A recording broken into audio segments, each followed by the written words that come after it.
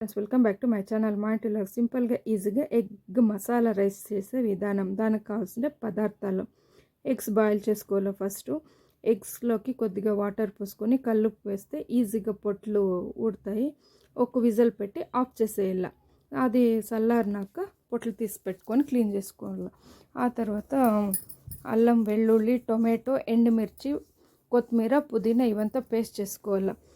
Cooker వేడెక్కినాక oil వేసుకొని దాంట్లో కొద్దిగా గీ వేసుకొని చాలా కొద్దిగా టేస్టీగా ఉంటుంది. గీ వేస్తాము. ఎగ్స్ బాయిల్ చేసుకొని దాంట్లోకి కారము, పసుపు, ఉప్పు వేసి సైడ్కి తీసుకోవాలి. అదే ఆయిల్లోకి ఆనియన్స్, కరివేపాకు, కొత్తిమీర, పుదీనా ఇవంతా వేసి ఫ్రై చేసుకోవాలి. ఈ ఫ్రై అయ్యిండే దాంట్లోకి హోల్ గరం మసాలా వేసి ఫ్రై చేసుకోవాలి. ఇవంతా ఫ్రై అయ్యిండే దాంట్లో కొద్దిగా కస్తూరి మెంతి వేసి అది ఫ్రై చేసుకోవాలి. ఇది బాగా ఫ్రై అయ్యిండే దాంట్లోకి మిక్సీకి పట్టిండే మసాలా వేసి అది ఫ్రై చేసుకోవాలి. ఇది ఫ్రై అయ్యేది బాగా ఫ్రై చేసుకొని బ్రౌనిష్ కలర్కి వచ్చే వరకు ఫ్రై చేసుకొని దాంట్లోకి ఒక 2 టేబుల్ స్పూన్స్ అంత ధనియాల పొడి వేసుకొని అది బాగా ఫ్రై చేసుకోవాలి.